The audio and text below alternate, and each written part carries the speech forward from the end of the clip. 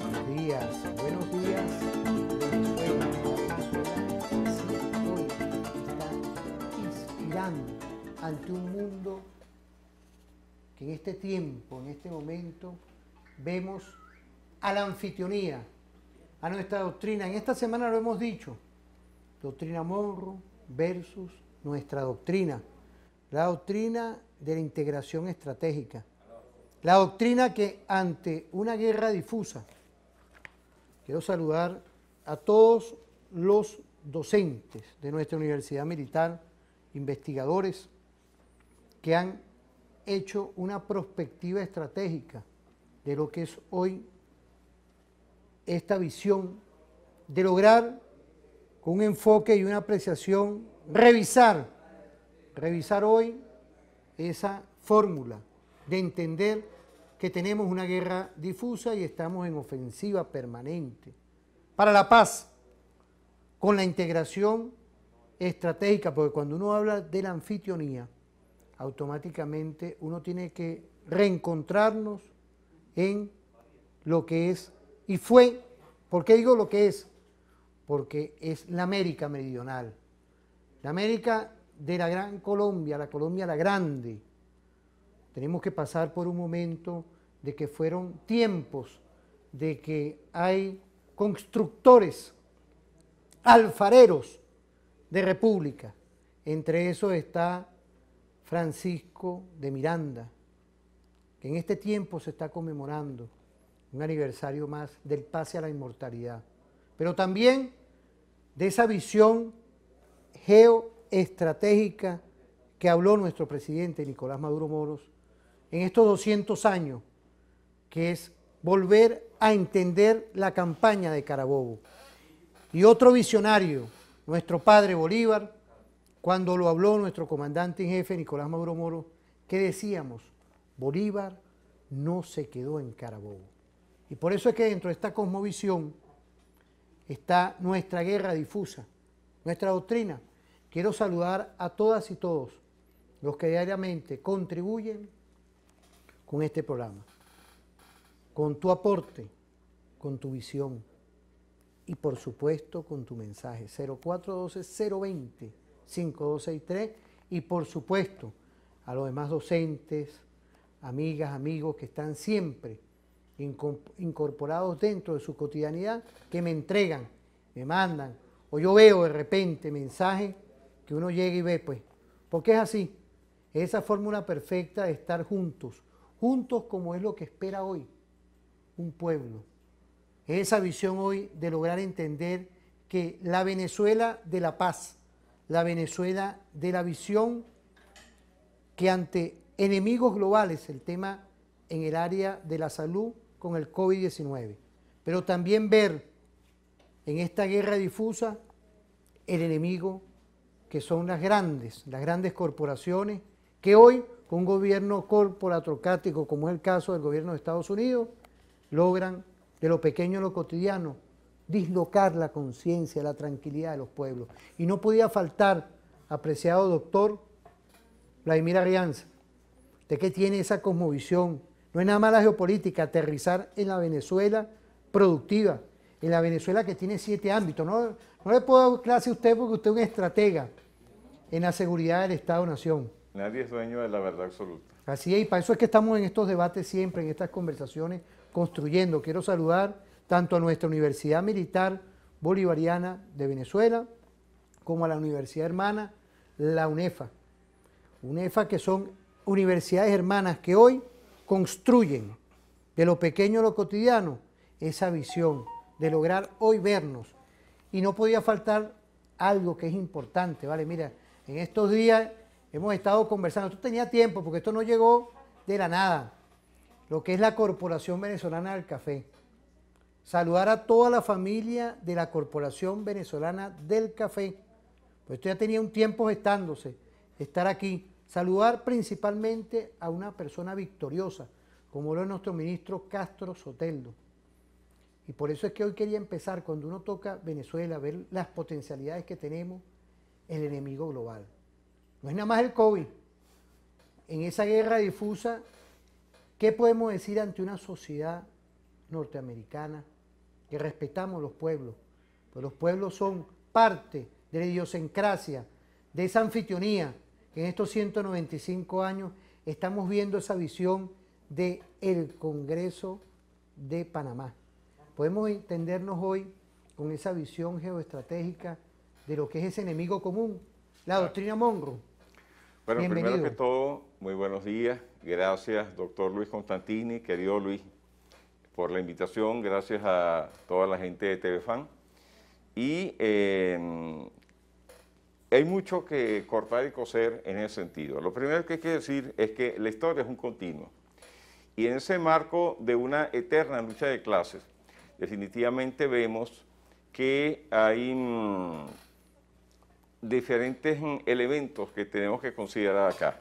Cuando nosotros hablamos de todo lo que fue la lucha independentista del continente americano, y partimos justamente desde el primer país que logró la independencia en el continente americano, en este caso los Estados Unidos, vemos por supuesto una declaratoria fundamental en aquellos tiempos respecto a los términos geopolíticos de hoy en día. Y eso tiene mucho que ver con una declaración que dio Thomas Jefferson en 1786, que dice: nuestra confederación debe ser considerada como el nido desde donde toda América, así como la del norte como la del sur, habrá de ser poblada, mas cuidémonos de creer que interesa a ese gran continente expulsar a los españoles. Entonces, y fíjate que por aquí tenemos ya una parte de cómo ellos nunca vislumbraron realmente que era importante expulsar a los españoles de América por razones que él termina explicando más adelante. Y dice, expulsar a los españoles, que por cierto fue el objetivo principal de los libertadores de América, Miranda, Bolívar, etcétera, etcétera, justamente porque era el imperio español el más grande del continente y el que por supuesto había explotado en mayor cantidad todas las riquezas y había exterminado a la mayor cantidad de personas en este continente. Sigue diciendo Jefferson que por el momento, o sea, en 1786, aquellos países se encuentran en las mejores manos. En pocas palabras, ellos no aspiraban a que los latinoamericanos, o sea, los suramericanos, se dieran sus propios gobiernos y pudieran expulsar a los españoles. Y eso es lo que hace entender hechos como los que tuvimos posteriormente con el incidente de Irving, del señor Irving, que el Libertador tuvo su confrontación en 1818. Y entonces, aquí en Venezuela, en Angostura. Y evidentemente eso hace entender que para los estadounidenses estábamos en las mejores manos. Y dice, y solo temo que estas resulten demasiado débiles. Ojo con esto. Venezuela fue tal vez el país más sufrido durante toda la época independentista de la corona española que tuvo América. Sin, por supuesto, desconocer la tortura y el sacrificio que los afrodescendientes traídos a Haití y al resto del Caribe tuvieron bajo la corona inglesa y sobre todo bajo los franceses, que inclusive sus consecuencias se proyectan hasta hoy en día. Pero sigamos adelante, dice demasiado débiles para manejarlos, sujetos hasta que nuestra población haya crecido lo suficiente para írselos arrebatando pedazo a pedazo. Cuando uno ve que en 1776 Thomas Jefferson dio esa declaratoria, entonces podemos entender de ahí para acá todo lo que ha sido la doctrina Monroe, ya debería más bien llamarse doctrina Adams, el destino manifiesto, las políticas del garrote de Teddy Roosevelt, todo lo que fue la política de expansión hacia toda Sudamérica a partir de 1902, cuando tuvimos el bloqueo de las potencias europeas aquí en Venezuela, y por supuesto toda la política diseñada por los Estados Unidos, la cual se refuerza después de la Segunda Guerra Mundial, en la posguerra de la Segunda Guerra Mundial, en los tiempos de posguerra, y por supuesto que conlleva luego posteriormente en el marco de una guerra fría totalmente planetaria a implantar acciones como lo que fue el Plan Cóndor en Argentina, el combate a las guerrillas de una manera bestial aquí en Venezuela, todo lo que sucedió en diferentes países del continente, la cantidad de invasiones que produjo los Estados Unidos al continente americano. Y estos días que vemos el caso de Haití, debemos recordar que después de toda la imposición que le hicieron los franceses al pueblo haitiano, de que para reconocerlos internacionalmente, después de haberle infringido una derrota espectacular, militarmente hablando, en 12 años de guerra, ellos pudieron, para reconocerlos internacionalmente, tenían que contraer con ellos una indemnización que duró más de 100 años para pagarla. Entonces, nosotros vemos también que antes de que pagaran esa indemnización, y siendo Haití un país sumamente golpeado para ese entonces, Estados Unidos en 1915 hizo su primera invasión allí y en 1916 invadió a República Dominicana. Entonces, indiscutiblemente, todo eso que estamos viendo en ese contexto nos da una idea de cuál ha sido la historia en nuestros países y la injerencia de los Estados Unidos y de la clase dominante que maneja los Estados Unidos en nuestro territorio. A eso se le suma, por supuesto, la posición de las burguesías regionales que simplemente han estado asociadas, como lo decía Teotonio dos Santos, a los intereses de las burguesías internacionales, puesto que al no tener capacidad de competir con ellas desde la perspectiva tecnológica, desde la perspectiva del mercado y todo lo demás, no les quedó otro remedio que asociarse a ellos para mantener un sistema global del cual ellos obtienen sus migajas, pero que son migajas sumamente grandes en comparación con lo que reciben los pueblos latinoamericanos en este contexto, en estos tiempos y en todos los tiempos. Entonces, ante una situación como esa, nosotros debemos entender que la política de Estados Unidos, por supuesto, que se ha visto por la proyección del capitalismo y su modelo de democracia, su democracia representativa. ¿De representativa de quién? De las clases dominantes que controlan y manejan ese país y por lo tanto el capitalismo internacional en estos momentos se ha manifestado en diferentes doctrinas que vienen por declaraciones de sus presidentes desde 1823 con la doctrina Monroe, desde el 26 de diciembre de 1823 con la doctrina Monroe, hasta nuestros días con todas las políticas. Y ayer, y ahí veníamos conversando en el camino, y ayer se da un detalle que es sumamente importante, y ese detalle sumamente importante es la reunión que tuvo Angela Merkel con el presidente Joe Biden, donde ellos hablan, pues, por supuesto, Biden insiste en la necesidad de echar para atrás el Nord Stream 2 y el Merkel le dice que, bueno, que cada país tiene sus necesidades y que ya el proyecto estaba prácticamente concluido, cosa que sabemos todos. Pero llama la atención que él dice, bueno, hasta los amigos tienen diferencias, pero luego de eso pasa a tocar el tema de Cuba y pasa a calificar a Cuba como un Estado fallido.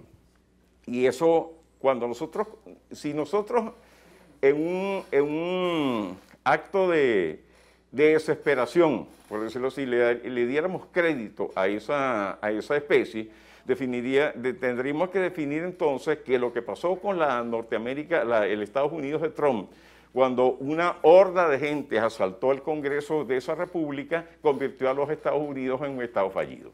Evidentemente es así. Y no siendo Cuba un Estado fallido, porque hay que reconocer que Cuba tiene sus instituciones que han soportado 60 años de bloqueo, cualquier cantidad de intento de agresión por parte de los Estados Unidos, o la invasión de Guantánamo, el envenenamiento de sus campos y recursos hídricos, y además de esa cuestión, un bloqueo constante que los ha privado y que les ha privado de insumos que necesitan de exterior, siendo Cuba apenas una isla, y además, a pesar de que es la más grande de las Antillas, pero es una isla con 11 millones de habitantes aproximadamente, Entonces, definitivamente, eso no puede tener la capacidad de poder desarrollar todas las fuerzas productivas que se requieren para mantener un pueblo en las condiciones modernas. Sin embargo, Cuba ha logrado cosas que ningún otro país latinoamericano ha logrado hacer, como por ejemplo producir sus vacunas, 5 candidatos vacunales respecto al COVID, y aplicarlas a su población, que por cierto llama mucho la atención, que en el marco de lo que ha pasado estos días pareciera ser que se ha incentivado dentro de Cuba una suerte de acción que ha levantado, ha aumentado la cantidad de contagiados por COVID en los últimos tiempos, en los últimos días, cuando Cuba y en este caso Venezuela han sido de los países latinoamericanos que han tenido un mejor manejo de lo que es la pandemia en estos días. Cuando nosotros vemos lo que dijo Joe Biden, tenemos que retrotraernos a 20 años antes, al menos, para poder entender lo que hay ahí, entre 20 y 30 años antes, para poder entender su posición de ayer respecto a Cuba, que de paso tiene su analogía con Venezuela y por eso yo la voy a sacar. James Carter fue el que formuló lo que se llama la doctrina Carter. La doctrina Carter era que todo país que se negara a venderle o a suministrarle materias primas a los Estados Unidos sería considerado un acto de guerra. Y ese acto de guerra, querido doctor, simplemente fue lo que la agenda que le aplicaron a Irán en su momento, fue la agenda que ellos los llevó a ponerle el peine que le pusieron a Saddam Hussein para invadir posteriormente ese país con una mentira, todos sabemos eso, pero adicionalmente es el chantaje que de alguna manera plantea sobre todos los estados del mundo, porque entre las cosas que dice Biden ayer conversando con Merkel, es que ellos van a estar siempre atentos a que Rusia, que ellos consideran que es el agresor, cuando la cosa es al revés, Rusia no le niegue a Alemania sus recursos naturales. Todo lo contrario, están haciendo lo posible por crear ese Nord Stream 2 para evitar de alguna manera que vaya a ser trancado, como ya ha sido trancado, en el Nord Stream 1, que es el que va a través de Ucrania. Entonces, toda esta historia es una desfiguración de lo que es la realidad. Es la posverdad que ellos manejan. Es una forma de decir que la vida es como yo la veo y tú tienes que verla como a mí me da la gana. Entonces, indiscutiblemente, todo eso nos lleva a entender que hay una postura de Estado. ¿Y una postura de quién? De sus clases dominantes para lograr el objetivo que ellos tienen, que es el control total del mundo. Pero, ¿qué es lo que sucede? Los Estados Unidos han retrocedido en ese plan. Retrocedido en términos estratégicos. Han tenido un gran fracaso en el Medio Oriente, un gran fracaso particularmente en Afganistán. No han podido derrocar a regímenes políticos como el de Irán. Se han asociado con Israel para crearle problemas a Siria y aún así todavía el presidente Bashar al-Assad acaba de recibir el apoyo de su pueblo para seguir otro periodo presidencial en frente de esa nación. En pocas palabras, ha tenido un gran revés en el Medio Oriente, sin contar el desastre que causaron en Irak en su momento y el destrozo de toda esa infraestructura, el destrozo de un país, el destrozo de una historia y sobre todo 1 millón de muertos y más en una guerra que fue injustificada desde todo punto de vista, en esas dimensiones. Si nosotros vemos eso, vemos que las políticas, las doctrinas de los Estados Unidos, las políticas de los Estados Unidos, se han colocado sobre unas doctrinas que, hoy yo cité la doctrina Carter, pero es que las doctrinas que devienen de ese entonces hasta acá, por ejemplo, lo que aplicó, se devienen también en materia de lo que se llamamos los matices de la política exterior de los Estados Unidos. Y esos matices de la política exterior de los Estados Unidos han tenido que ver con 3 aristas que hemos tenido en los últimos 30, 25, 30 años. La soft policy, la hard policy y la smart policy. Entonces, la soft policy, indiscutiblemente, fue la que aplicó Bill Clinton, que de soft no tiene nada, con el bombardeo que le hicieron a Afganistán ya en ese momento y a Irak en su momento.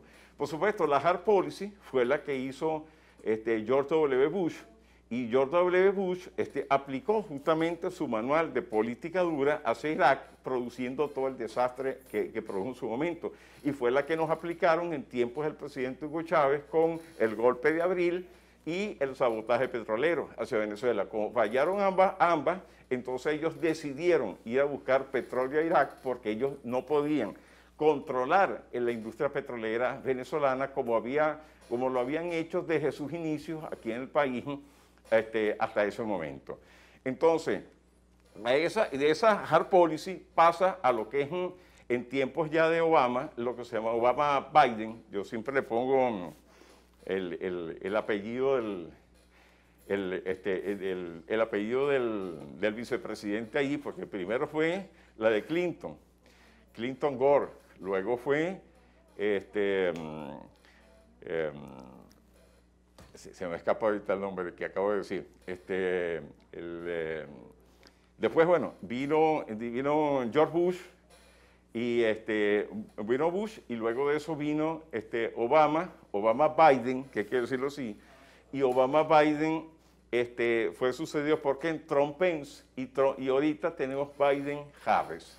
Entonces, en esos dos Biden tienen una concatenación, porque en ambos casos la diferencia, por ejemplo, la hard policy utilizada por Donald Trump, más que hard policy, yo diría que es la mafiosa policy, ubicada desarrollada por Donald Trump, ha sido sucedida ahora por una versión actual de lo que se llama la Smart Policy. Y la Smart Policy es la política inteligente, la política lista, que supuestamente, ¿por qué? Porque ellos han vuelto a decir, bueno, no vamos a hacer ninguna invasión militar, entre comillas, lo cual no está garantizado, pero vamos a utilizar la misma política que utilizó Obama para desestabilizar los gobiernos. Dígase, en este caso, en el caso de Cuba, a través de lo que aplicaron en tiempos de Obama con el zunzuneo, que ha tenido su réplica en estos días con las redes sociales en Cuba. Y el supuesto levantamiento, que fue por supuesto magnificado y por supuesto impulsado desde el exterior con mecanismos tecnológicos que son los que han producido justamente esta confrontación entre sectores del pueblo cubano, porque por el impacto que causan en buena parte las medidas, los 60 años de sanciones y los impactos que eso causa en la población cubana en estos momentos. No sé si vamos a... Sí, hay otra parte que yo deseo desarrollar para no dejarlo allí, pero me imagino que vamos a una... Sí, fíjese, doctor, yo creo que dentro de toda esta apreciación, inclusive usted estaba haciendo una línea discursiva de tiempo en cuanto a lo que tiene que ver los presidentes, y no quise interrumpirlo, porque yo siento que son los causantes, en conjunto con las corporaciones, de todo este desequilibrio. Y ahí es donde yo voy, quiero dejar esa pregunta al aire. ¿Será que existe hoy todavía plasmado, y hay que darle a nuestra audiencia, porque vamos a ir a una pausa, ¿no? ¿Existirá hoy plasmado en esa ruta de tiempo, desde todos estos años, del cual después de la Segunda Guerra Mundial se describe para mantener el status quo, el status quo de norteamericano con lo que es el negocio de la guerra? Está esa visión, pero claro, que sea usted mismo que nos dé ya... Cuando regresemos claro. De la pausa, hablar. Claro, pues yo sé que ahí le dejo ese entremés, pues, porque, mire, no he querido agarrar ni el número, ni el teléfono, porque quiero darle esa bendición que siempre nos mandan a todas y todos, ¿ves como nosotros con fundamento, con tranquilidad, con paz, estamos haciendo televisión en revolución? Tenemos TVFan streaming activo, igualmente en todas las redes sociales. Nos vamos a ir con una música, ¿vale? Qué bueno. Por ahí, en el circuito radial Tiuna, nos vamos con Me Describo Sin Reserva, de Rosita Cabrera. Y vamos a ir a una pausa y volvemos con tu programa Referente Informativo. La Corporación Venezolana del Café presenta Aprendiendo a Cultivar Contigo. nombre es Francisco Graterol, ¿verdad? Servidor público de Fondad, ¿verdad? En comisión de servicio con la Corporación del Café, CBC. Actualmente estamos en un plan de trabajo del rubro café, ¿verdad? En cuanto a las renovaciones, establecimiento de germinadores y viveros, ¿verdad? Para la cual nos iniciamos con la selección de semillas, ¿verdad? A nivel de campo, ¿verdad? Donde tenemos que escoger las mejores plantas, ¿verdad? Ya que las futuras plantas que van a salir de esos germinadores, ¿verdad? Para llevar al campo, pueden tener un lapso, una duración entre 15 a 20 años, ¿verdad? Cumpliendo con su plan productivo, ¿verdad? Y en el cual, bueno, se le realizan su manejo agronómico respectivo correspondiente a la siembra, fertilización, encalamientos y la futura cosecha que al cumplir su ciclo productivo la plantación.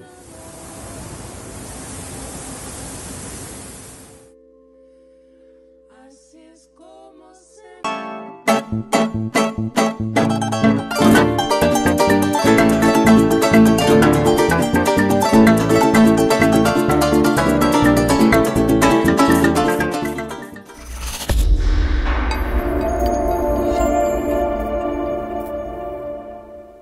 Volvemos otra vez con esta visión, tu visión, porque fíjate, seguimos con todos los mensajes. Y quiero saludar de verdad desde aquí a toda nuestra audiencia, Carora, Guárico, Nueva Esparta. Imaginémonos hoy aquí en Caracas estamos en la 101.9 FM. Todos esos diales que nos escuchan, pero también que nos ven. Y esos mensajes 0412-020-5263. Igualmente, de fan streaming, que es algo que hoy estamos incorporados hacia esa era global. Es decir, estamos incorporados a lo que es la aldea global de la comunicación social. Y bueno, no podía faltar saludar también desde aquí con nuestro general Benzi Guerrero, que es presidente de TV Fan, igualmente al coronel Medina Zambrano, vicepresidente. Por ahí está todo este equipo perfecto y también en el circuito radial Tiuna con nuestro coronel Jorge Eliezer Mantilla Mijares. Toda esa visión hoy de entendernos, de ver, de constatar lo que es la realidad. Y ahí voy con este tema. Compilación de documentos doctrinarios de los Estados Unidos.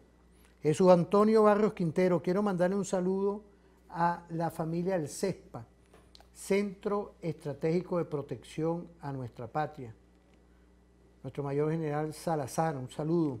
Igualmente a nuestro general de división Barrios Quintero. Doctor, igualmente a toda la familia de nuestra Fuerza Armada Nacional Bolivariana, de nuestra IAS. Cuánto yo le decía ahorita a nuestro profesor y doctor de la contribución que nos ha dado, uno ya como docente, cuántas tertulias teníamos que hacer, obligatorias, tú lo sabes muy bien. Eso no es que uno agarre y se sienta ya, ok, ahorita con la pandemia, pero lo que hicimos presencial, eso era cada rato. Y por eso es que en esa apertura estratégica somos docentes. Quiero saludar a nuestro director del IAS, nuestro general Pablo Villamizar, ahí Beltrán, que ha hecho una magnífica gestión en el IAS, y saludar igualmente a la Universidad Militar, a todas nuestras autoridades que han hecho un esfuerzo permanente. Bueno, mira, hemos quedado hoy con ese tema del negocio de la guerra. De en este espacio vital, porque tú hablaste de algo que es importante, el espacio vital de los intereses. Tú tocaste el tema de Irak, de Irán. Es decir,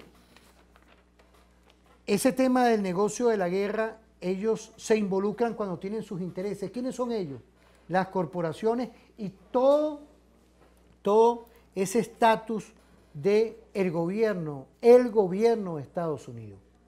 Y hoy podemos decir, haciendo una visión y en este diálogo, en esta conversación, un estudio de cuáles han sido los daños.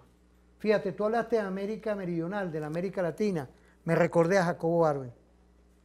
Me recordé igualmente aquí en Venezuela en el 2002, golpe de Estado mediático. Me recordé igualmente un sinfín de cosas cuando uno tenía que ver la lectura de lo que le ocurrió a Gaitán en Colombia.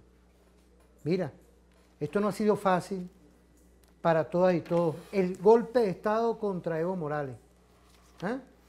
Un maquillaje que siempre ellos hacen. Es hoy lograr entender que ese espacio vital de la materia prima, me hablaste de Dos Santos, esa contraposición al modelo cepalino, que tú sabes muy bien de lo que estamos hablando. Tienes un trabajo doctoral ahí. Es decir, esa visión de intereses, hoy que estamos rompiendo con la doctrina bolivariana. En esta fórmula perfecta hay dos visiones. La doctrina Monroe, como lo dijo nuestro profesor y doctor Vladimir Adrianza, que tiene una lectura de cómo se ha transformado y se ha enfocado en 10 doctrinas en toda esta ruta de tiempo, con sus hitos históricos. Y hoy nosotros continuamos, nosotros no nos hemos adaptado, nosotros nos hemos transformado. Esa América meridional de Bolívar, que en estos 200 años recordar a Carabobo, es recordar también ver cómo estamos operacionalizando una guerra difusa, una guerra multidimensional, multiforme, no convencional, aplicada a nuestra república y la estamos neutralizando. Y no podía faltar que contáramos hoy con la sapiencia, con la visión de nuestro doctor Vladimir Adrianza, quien es doctor, pero también es docente de nuestra Universidad Militar. Lo digo con toda estima, es un amigo. Quedamos en todos estos temas, Vladimir. Bueno, lo más importante, querido Luis, es lo siguiente. Habíamos hablado en los últimos tiempos de las administraciones Clinton-Gore, Bush-Cheney, que fue el que se me escapó el nombre de Cheney en ese momento, Obama-Biden, Trump-Pence y Biden-Harris. ¿Por qué hablo de los dos? ¿Por qué hablo de los dos presidentes? De presidente y vicepresidente de cada administración, porque definitivamente eso marca una política que tiene mucho que ver con lo que es las características de cómo se desarrolla esa política, particularmente política exterior de los Estados Unidos. Esa política exterior o esa geopolítica de los Estados Unidos tiene sus matices, y esos matices a veces se solapan. Ahí el estado de la agresión, la constante agresiva se mantiene, pero definitivamente hay veces que tienen matices. Por ejemplo, el caso de Bush-Cheney fue la hard policy. Fue una política abiertamente orientada a golpear a cualquier persona que estuviera en contra de los Estados Unidos. Recordemos el incidente de la Torre Gemela, recordemos lo que dijo Bush: o estás conmigo o estás en mi contra. ¿Qué fue lo que sucedió después? Que fue la invasión de Afganistán, posteriormente el ataque a Irak con una mentira, y todos sabemos hoy las consecuencias de aquello. Pero entonces luego vino la política de Obama. La política de Obama fue la supuesta Smart Policy. Y esa Smart Policy es la que nos trae a nosotros justamente la primera de las 6 órdenes ejecutivas que le han aplicado a Venezuela, de las 7 órdenes ejecutivas que le han aplicado a Venezuela. Y esa Smart Policy es la que luego es retomada por la administración de Trump en el periodo pasado, pero esta vez con una connotación diferente, para bloquear completamente la industria petrolera nacional, que hay que decirlo así, quienes montó la industria petrolera nacional fueron los estadounidenses y los ingleses. Y posteriormente ellos nunca pensaron que Venezuela, como lo dijo el mismo Trump el año pasado, nunca pensaron que Venezuela iba a dejar de ser la neocolonia de los Estados Unidos que fuimos en el siglo pasado, hasta que llegó el presidente Hugo Chávez y hasta que prácticamente el presidente Chávez rompe con esa condición de neocolonia en su mandato. Cosa que a mi modo de ver le costó la vida. Para mí, yo estoy convencido que el presidente Hugo Chávez fue asesinado, y fue asesinado de una manera novedosa, y que algún día se desclasificarán todos los documentos que tuvieron que ver con la muerte del presidente Hugo Chávez, y sabremos realmente, la gente en ese entonces sabrá la realidad de lo que pasó. Pero el hecho es de que a esto se sucede ahora una nueva política de los Estados Unidos, pero una política que está amarrada entre lo que venía haciendo Donald Trump como política de Estado, o sea, la agresión a China, la confrontación con Rusia, la confrontación de clases dentro de los Estados Unidos, entre sus clases dominantes y sus clases dominadas, por decirlo así, Y por supuesto la actitud con respecto a América Latina, el hecho de apoyar a las derechas latinoamericanas, de personajes como lo ha sido Bolsonaro, como lo ha sido Piñera en Chile, como sobre todo Duque aquí en Colombia, aquí al lado en Colombia, definitivamente denotan lo que fue la política de Trump, pero es que la política de Biden no se diferencia mucho de todo esto. Y esa política de Biden justamente está llevando, uno, a declarar ayer a Cuba como Estado fallido, pero se olvidan de la cantidad de muertos que haya habido en Colombia, que ya no se cuentan por personas o por decenas, se cuentan por masacres, por la cantidad de masacres que ha habido ahí, pero para ellos Colombia no es un Estado fallido. Colombia es el principal exportador de drogas del mundo, tanto de cocaína y el primero de heroína en este continente, solamente reñidos con Afganistán, que de paso ha estado los Estados Unidos durante todos estos últimos 20 años y más metido en ese país. Y además de esta cuestión, vemos que no ha habido ninguna crítica hacia la cantidad de muertos por la pandemia que ha habido en Brasil, por ejemplo, por la actitud de su presidente, de decir que eso era una gripeciña y no tomar prácticamente ninguna acción para salvar la vida de tantos brasileños. A lo que se suma la cantidad de muertos por violencia entre policías y grupos, al parecer, delictivos, pero definitivamente nadie critica la cantidad de muertos que ha habido ahí. Si hubiera pasado aquí en Venezuela, nos estuvieran diciendo que es que Venezuela no respeta los derechos humanos, inclusive con lo que acaba de pasar aquí en el incidente de la Cota 905. Entonces, toda esa historia definitivamente nos lleva a entender, o con lo que pasó también en la frontera, eso hay que decirlo así, porque definitivamente es un hecho. Entonces, la frontera en el Táchira.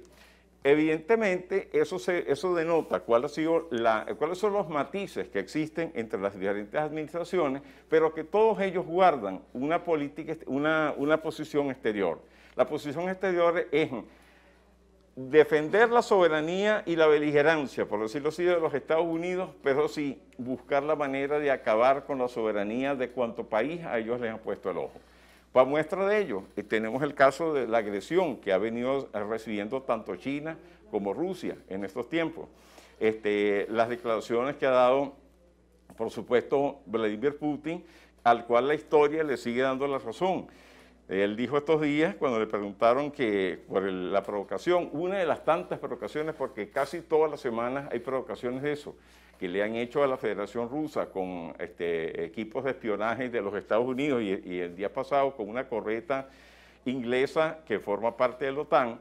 Y él llegó y dijo, bueno, es que ellos no, aunque les hubiéramos hundido el barco o derribado los aviones, no van a iniciar una guerra, porque ellos no pueden iniciar una guerra que consideren que no pueden ganar. ¿Dónde ha sido fuerte los Estados Unidos contra cualquier estado débil que ellos se le ha puesto por delante? Definitivamente. Y esa justamente es la situación que nosotros vemos, que independientemente de los cambios de administración, hay una política de Estado de parte justamente de la administración de los Estados Unidos que nos debe llevar a nosotros a pensar en todos los aspectos que tienen que ver con la seguridad de la nación, con nuestra defensa integral y con nuestro desarrollo integral, que seguramente Luis va a querer que abordemos ese tema en la próxima parte del programa. Claro, fíjate, Vladimir, vamos a ir pero un corte muy rápido por el tiempo, ¿no? El tiempo nos agarró hoy como siempre. Estos son temas, quiero mandarle un saludo al máster, ¿no? Fíjate, en Amazonas, en la 94.3 FM está el sargento Mayor Martínez. Igualmente en Lara, quiero mandar un saludo de la Radio Tiuna en la 88.5 FM, el capitán Gómez Suárez. Vamos a irnos con ese video perfecto de la Corporación Venezolana del Café. Un saludo a mi coronel Osvaldo Coronado, por ahí como siempre activado, pero también a nuestro coronel que es el presidente de la Corporación Venezolana del Café. Nos vamos con una música, mi Gavilán y yo, de Argenis Sánchez, del Circuito Radial Tiuna, pero por TV Fan, los que estamos activos con este Dios perfecto. Vamos a irnos rapidito a una pausa y volvemos con tu programa referente informativo, porque venimos con ese tema, el desarrollo nacional. Parte estratégica en unión cívico-militar que está en nuestra Constitución, competencia con la Fuerza Armada Nacional Bolivariana, pero también contigo, porque todos somos corresponsables en todos estos temas, todas. Las personas naturales y jurídicas. Vamos a una pausa y volvemos. El café Venezuela, gracias a nuestro presidente Maduro. Este es el mejor café, Café Venezuela. Continuamos con los operativos de café por todo el país.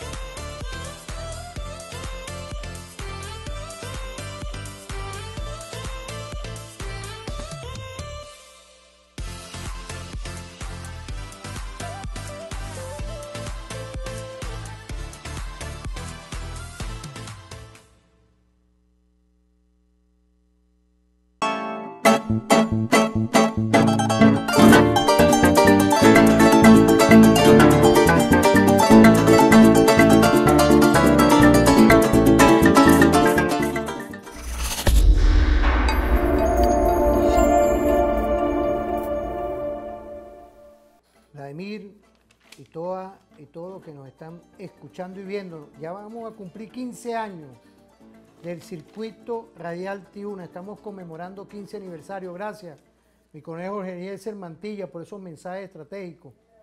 El desarrollo nacional, Vladimir, es hoy parte fundamental de lo que requiere nuestro país ante esta guerra difusa. Con esta agresión permanente que hemos tenido, que se ha centrado justamente en los últimos 5 o 6 años en el concepto de la guerra difusa,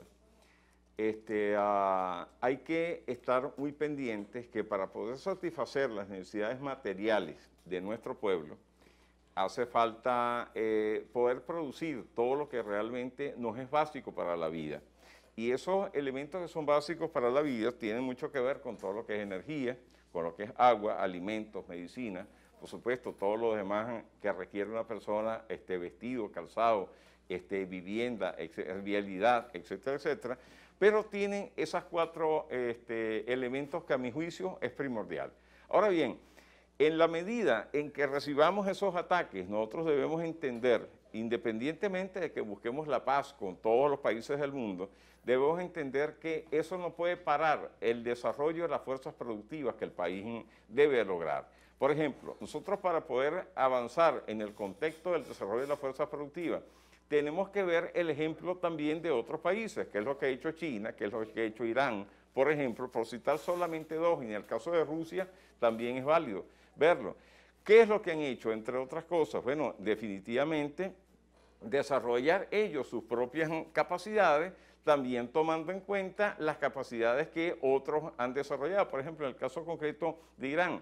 Irán ha tomado, a mí me gusta mucho ese ejemplo, puesto que ellos han tomado todo lo que es el concepto de ingeniería en reverso y lo han aplicado no solamente a su industria militar, sino que lo han aplicado también a la industria petrolera. Muestra de ello fue el apoyo que nos dieron el año pasado, buena parte no solamente con el combustible, sino con las piezas que de acuerdo a declaraciones oficiales vinieron de allá para poder andar a nuestra industria petrolera. Esas piezas deberían hacerse aquí en Venezuela, lo cual a mí me alegra muchísimo de las declaraciones que dio Tarek El Aissami, que estos días en una entrevista que hizo Reuters, con Reuters, ellos le dijeron que bueno, que en tiempos pasados muchas de las piezas que requería la industria, las refacciones que se requerían en la industria petrolera, eran importadas de las primeras de las compañías que usualmente fabricaban eso en los Estados Unidos, pero que ahora las estamos haciendo en nuestros propios talleres, en nuestras propias instalaciones y que ha dado muy buen resultado. Y valga decirlo así, Venezuela viene recuperando poco a poco, muy tímidamente, su producción petrolera en lo que va del año. Hemos pasado de 450.000 barriles en enero a 622.000 barriles diarios en este mes de julio, en este mes de junio que acaba de terminar, perdón. Y definitivamente eso significa una recuperación y por supuesto es una recuperación que se ve coartada, uno por el bloqueo externo, pero también por la incapacidad de exportar ese petróleo debido a todas las restricciones que nos han puesto las 7 órdenes ejecutivas y más de 300 sanciones que se han aplicado aquí en Venezuela. Entonces, ante una circunstancia como esa, sería, yo lo he dicho al presidente de la República varias veces y yo estoy de acuerdo con eso, nosotros no podemos seguir pensando en el modelo petrolero como único elemento de sustentar la nación.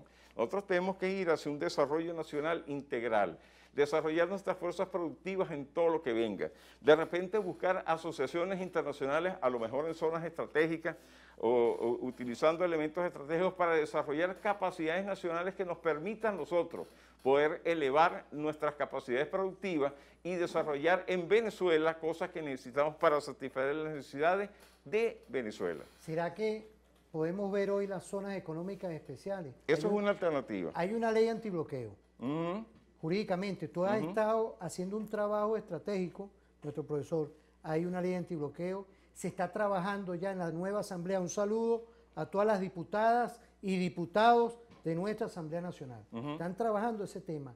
Eso puede servir para apalancar en esas regiones de cómo nosotros podemos empezar a producir con capital privado, respetando nuestra ley orgánica del trabajo, respetando toda la Constitución, podemos servir como emerger ante ese bloqueo de esas agresiones. Fíjate que China es un ejemplo a tomar en cuenta.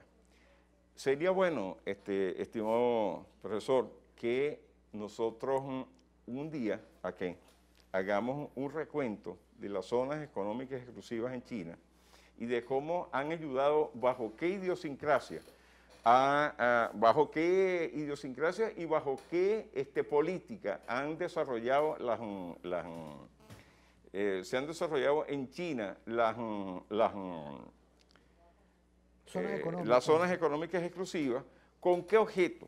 Con el objeto definitivamente de buscar el desarrollo en áreas que la China no tenía, pero indiscutiblemente que hoy tiene. Y otra de las cosas que ha traído en el caso de China, las zonas económicas especiales, es que ante la inversión extranjera que ha habido y que ha sido productiva y que se mantienen excelentes relaciones que hoy en día los Estados Unidos intentan torpedear, pero se han creado al lado, en paralelo, otras corporaciones chinas con capital privado o a veces con capital financiadas por el Estado.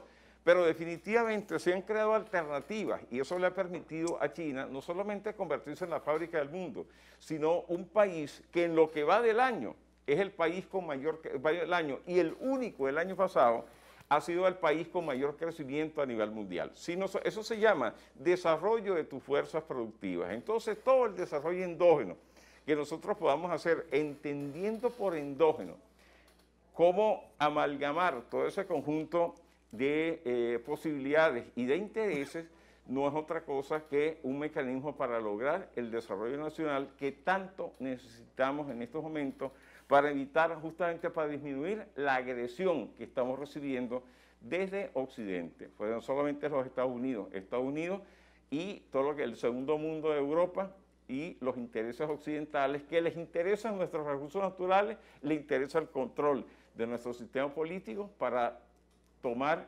prácticamente toda la América Latina para seguir el esquema que ellos han venido aplicando desde hace 200 años. Vamos a ir a una pausa, ¿vale?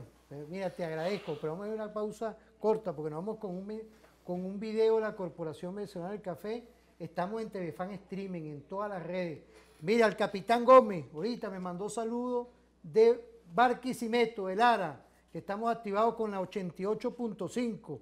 Igualmente al Sargento Martínez Godoy, por allá, por Puerto Ayacucho, que ya nos ven en TVFan y nos escuchan en Algo Perfecto, que es sin duda la 94.3 es de Puerto Ayacucho y la 88.5 es de Lara.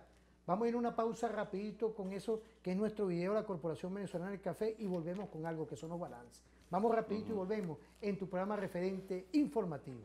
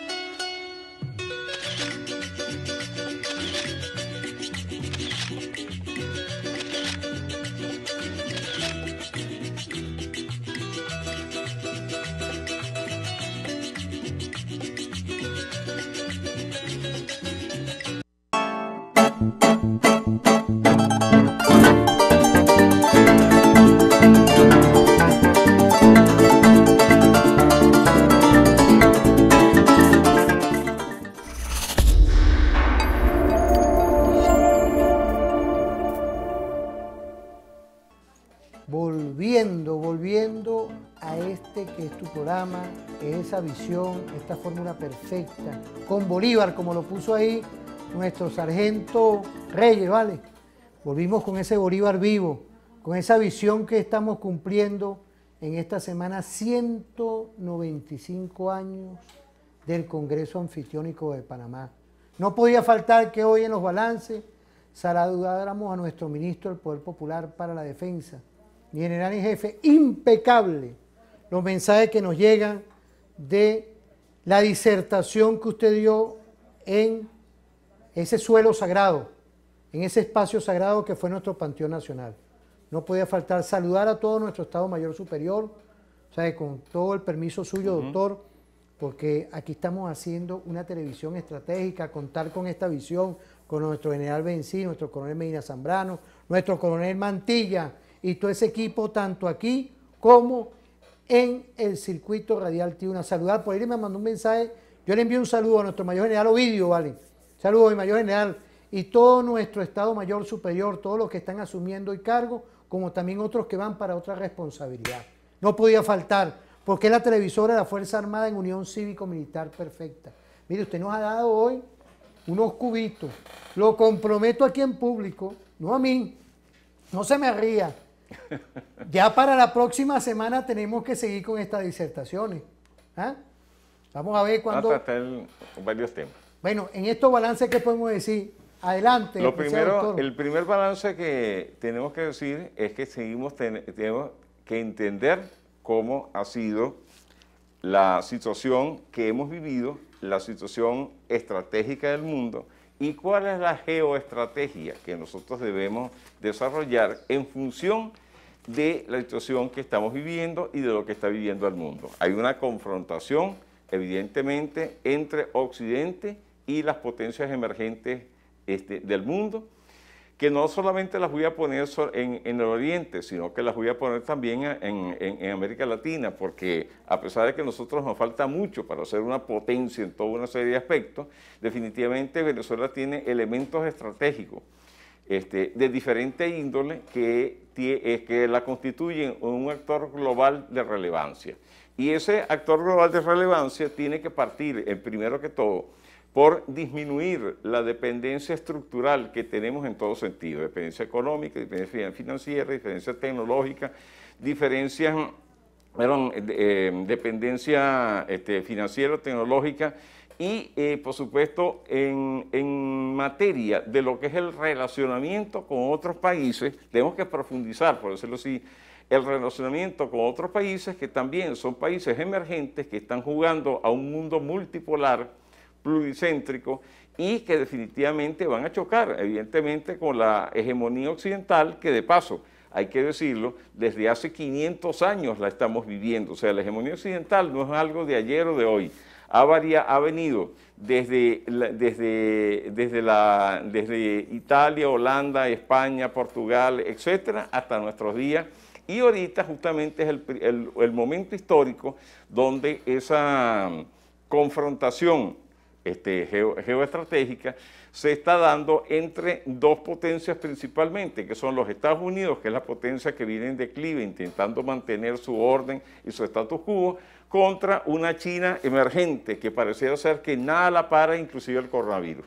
Entonces, evidentemente, esa situación es muy importante. Y en el caso de Rusia, un país que vino del descalabro, lo que significó la caída de la URSS, que terminó siendo prácticamente un Estado desarticulado, ahora una de las potencias regionales con proyección a potencia mundial, pero que no quiere ser imperio, que es la gran diferencia, como lo decía el hijo de Molotov, por cierto, en una entrevista que le hicieron hace varios años, que la diferencia entre la Rusia de hoy en día, la Federación Rusa y y la Unión Soviética es que definitivamente definitivamente la Federación Rusa no pretende ser imperio, sino actuar en el marco de una comunidad de naciones, en un mundo multicéntrico y pluripolar. Amigo y doctor, fíjese, usted tocó un meollo del asunto que no podía dejar faltar, es decir, cuando uno ve la Rusia de Putin con todo su pueblo, saludar a la delegación rusa aquí, Xi Jinping en la China, Xi Jinping en la China, ver hoy a la Venezuela, fíjate el triángulo que yo hago, mira, la Venezuela de Nicolás Maduro Moros con un pueblo, en ese triángulo perfecto, esa visión que es ese Dios que está arriba con nuestro sol ahí, podemos decir que es la Bolívar, esa visión bolivariana, esa visión del multicentrismo, logrando esos nuevos ejes de poder, pero para liberar, para abarcar lo que es una aldea global hoy, implosionada por las corporaciones y el gobierno norteamericano. Cuando el Libertador hablaba, tú que has citado el Congreso Anfictiónico de Panamá, el Congreso Anfictiónico de Panamá fue como el broche de oro de una campaña mágica que desarrolló prácticamente el Libertador, con el liderazgo del Libertador Simón Bolívar. Y el Congreso Anfictiónico tenía, por supuesto, como objetivo unir a la América Meridional, pero no solamente unirla físicamente los estados, no, crear condiciones que eran muy importantes. Por ejemplo, la definición de un ejército de 100.000 hombres en armas en ese entonces, una escuadra naval importante, o sea, las armas en la época, para garantizar la independencia, educación para todos, tratados de comercio y la abolición de la esclavitud. Esos 5 elementos describen el Congreso Anfictiónico de Panamá. Y esos son objetivos que siguen estando presentes en la agenda suramericana, latinoamericana y en el marco de este mundo multicéntrico y pluripolar, porque ¿qué es lo que quería el Libertador? Lograr lo que él definió como el equilibrio del universo. Y ese equilibrio del universo simplemente se da porque existe una sumatoria de fuerzas y una sumatoria de conciencias que una contrarresta a la otra y evita que esta, en este caso la conciencia imperial, se siga sobreponiendo sobre las periferias que crearon en América Latina, que pareciera ser que es la conducta que ellos han mantenido, que sus clases dominantes han mantenido para garantizar el control de todos nuestros territorios, de todos nuestros estados, con las ayudas de estas burguesías locales que hemos tenido. Entonces, indiscutiblemente tenemos un mundo en cambio. La dialéctica siempre nos lleva a tesis, antítesis y síntesis, que se convierte en tesis, antítesis y síntesis, y así va evolucionando en diferentes áreas de la vida mundial, que no es una, son diferentes áreas. Entonces, esta misma dialéctica nos lleva a nosotros a pensar en que tenemos que seguir poniendo los pantalones largos. Antes los muchachos cuando salían pasaban los 15 años, les bajaban los pantalones desde la rodilla hasta los talones. Bueno, hay que ponerse los pantalones largos, pues, en pocas palabras, hay que extender los pantalones y entender que tenemos que seguir trabajando en aquellos objetivos que nos dejó por legado, entre otras cosas, el presidente comandante Hugo Chávez, el cual indiscutiblemente, en el caso de los objetivos estratégicos, arranca por todo lo que es el concepto de la independencia. Independencia no solamente es política, independencia es productiva, independencia es desarrollo, independencia es integral. La independencia integral de la nación para justamente dejar de lado esta dependencia estructural que hemos tenido aquí en Venezuela en todos los aspectos. Bueno, apreciado doctor, se nos acabó el tiempo. Métodos geométricos, la geometría, lo que nos conocemos, esa visión triangular, esa visión tanto atrás como hacia arriba de lo que es hoy el multicentrismo. Quiero agradecerle ese compartir. ¿Qué podemos decir en un minuto, apreciado doctor? Bueno, que no olvidemos que seguimos siendo una nación asediada, una nación agredida, y que en nosotros está garantizar permanecer en el tiempo como nación y garantizar nuestra independencia. Bueno, por el día de hoy ya te comprometí, Vladimir. Quiero saludar a tu señora, que a lo mejor nos está viendo por televisión, a toda tu familia. Quiero saludar igualmente al primer teniente García Sandoval, que está allá en la 91.1 FM en Nueva Esparta. Bueno, por el día de hoy Quiero agradecerle a todas y todos los que nos hemos compartido esta visión, una visión de lo que es la aldea global, pero la aldea global viendo todas estas apreciaciones. Agradecer igualmente desde aquí a todo nuestro pueblo, a todas y todos que nos ven, que nos escuchan, al Circuito Radial Tiuna que está conmemorando 15 aniversario de su creación, y a todas y todos los que hoy sabemos, uno como docente de la Universidad Militar. Quiero saludar a nuestra academia, de nuestra Guardia Nacional, especialistas en el orden interno, todos nuestros oficiales superiores, oficiales subalternos, tropa profesional, tropa alistada de nuestra Guardia Nacional Bolivariana. Estrategia perfecta para asumir, porque son los centinelas permanentes para garantizar la paz. Un saludo a Fabio Sabarce Pavón, amigo, un hermano, nuestro excomandante como Juvenal también, que está asumiendo. Estaba ayer en la academia, viendo mis cadetes, revisando, chequeando todo con el coronel Chacín en el académico. Bueno, por el día de hoy no podía faltar todos estos saludos con nuestro general Benzi Guerrero, nuestro coronel Medina Zambrano, apuntando al coronel, el mayor Torres, igualmente a Calderón, a nuestro primer teniente Calderón. Por ahí está el capitán Bracho que no descansa, por allá está Villarroel y la capitán Sosa, 3 estrellas. Eso es algo perfecto. Bueno, por el día de hoy que pasen un feliz día. Ahí está el sargento, mire, ahí está el sargento Reyes en el deporte, no podía faltar. Y nos vemos en otra oportunidad. Sin saludar, hay que darle un aplauso a este equipo, ¿vale?